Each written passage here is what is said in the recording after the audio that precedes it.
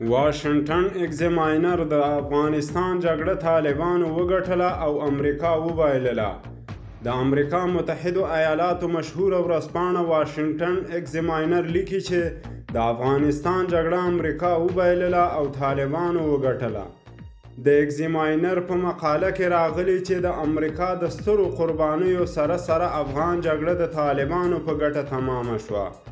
خپرونه د افغانستان په اړه د بایډن پریکړې ته په کتو وایي امریکا افغانستان ته د تللي هدف لپاره کامیابه نه شوه، نه ترهګریزه ختمه شوه او نه ترې یو باثباته حکومت پاتې شو. امریکایي رسنۍ په داسې حال کې افغان جګړې د طالبانو په ګټه اعلانوي چې امریکا له افغانستان نه د خپلو ځواکونو ایستلو لړۍ پیل کړې او د روان کال د سپټمبر تر 11 به ټول بهرني ځواکونه له افغانستان نه ووځي.